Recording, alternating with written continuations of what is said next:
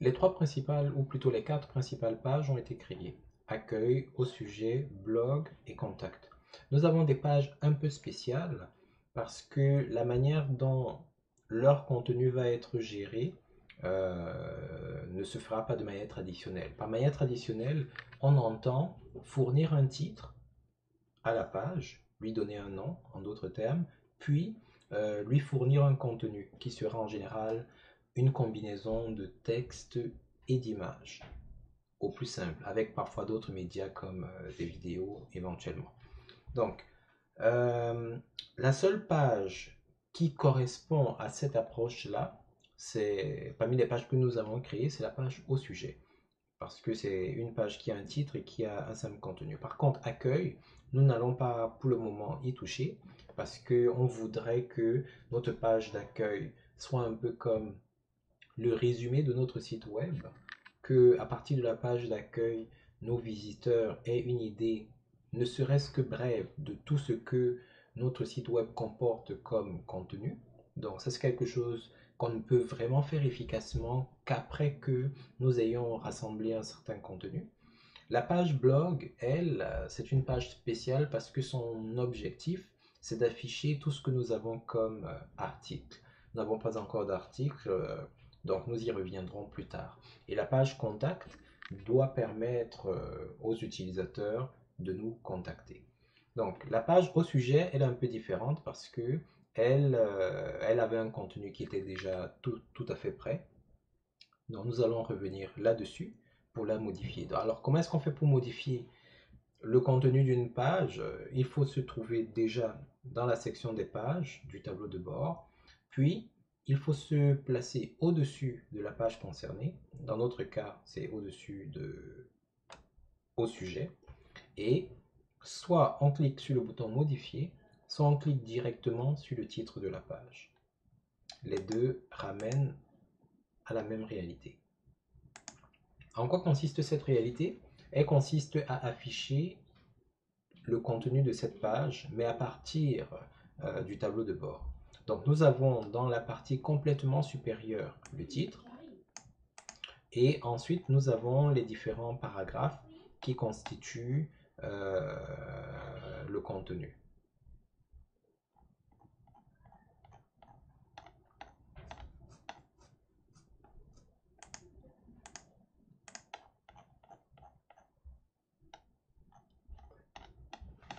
Alors ici, nous allons faire une mise en forme très simple avec Gutenberg, le nouvel éditeur de WordPress.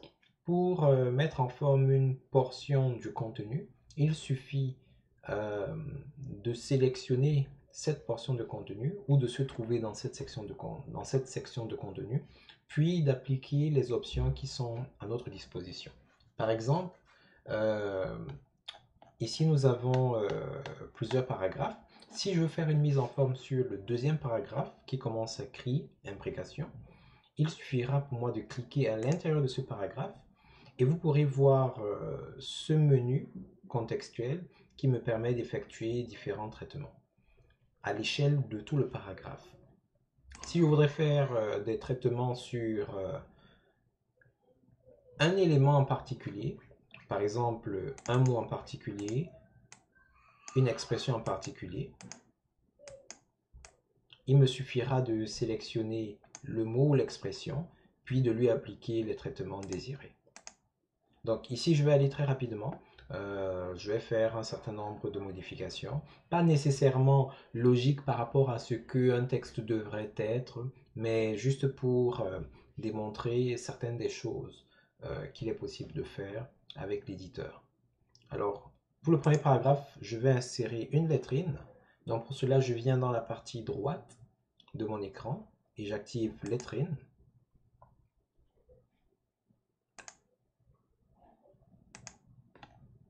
Deuxième paragraphe, on peut s'amuser en jouant avec les couleurs.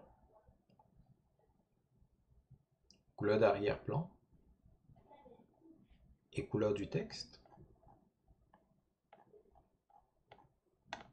Et pour faire un peu de, comment est-ce qu'on appelle ça, d'alternance, on va laisser le troisième paragraphe tel quel et le quatrième paragraphe, on va lui appliquer la même recette.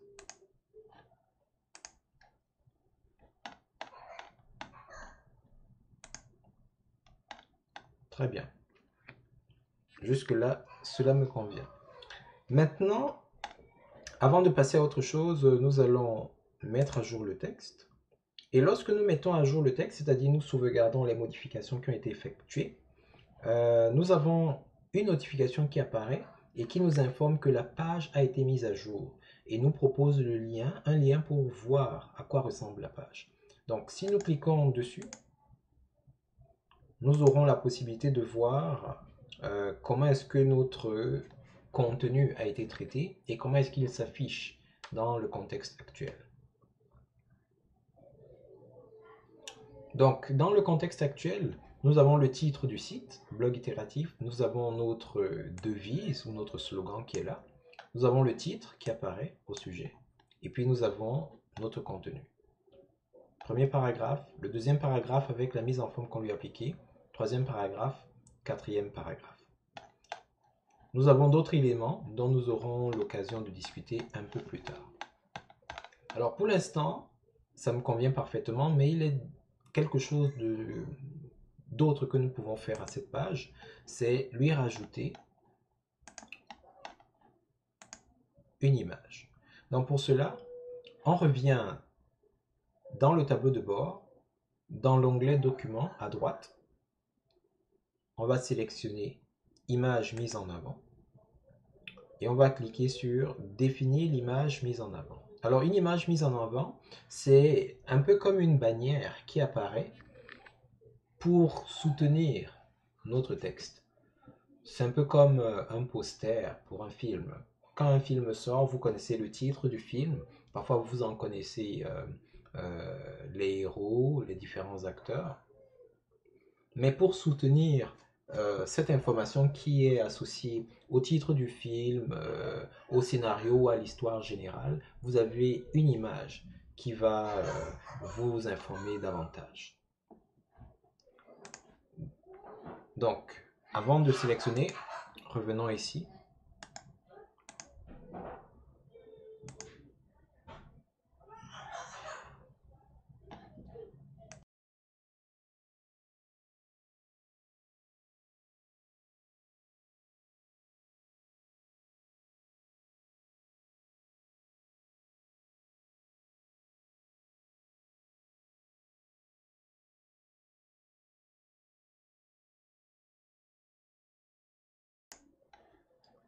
Pour l'instant, voilà à quoi ressemble notre page. Nous avons les éléments qui appartiennent au site, proprement dit, et puis les éléments qui appartiennent au texte.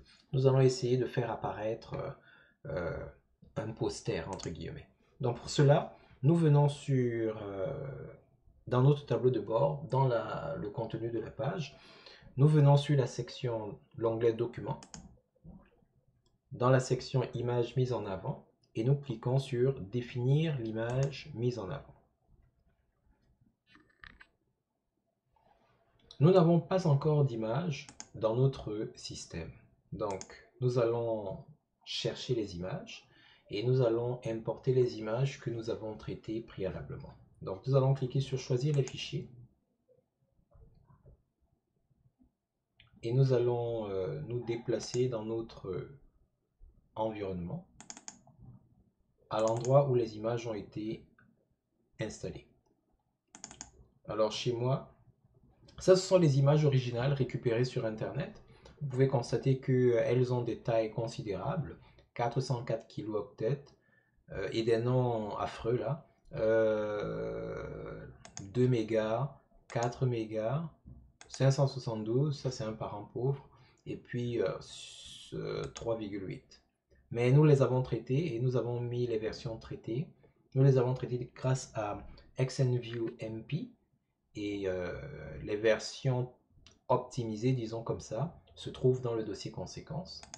Bah, vous pouvez l'appeler comme vous voulez. Et vous pouvez constater que la plupart des images sont passées à moins de 130 kilooctets. Dépendamment de la taille recherchée, on aurait pu obtenir, comment dire, on aurait pu obtenir quelque chose d'encore plus plus optimale.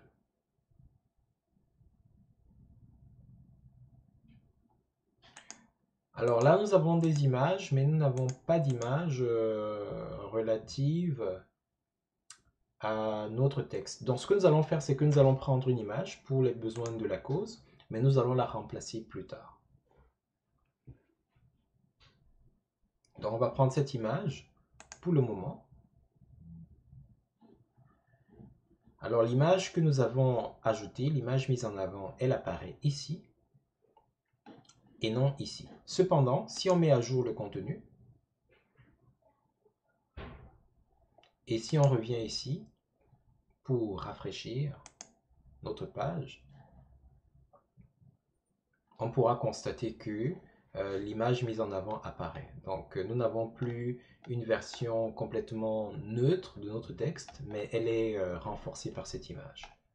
Donc en dessous de l'image mise en avant, nous avons donc le texte tel qu'il avait déjà été défini.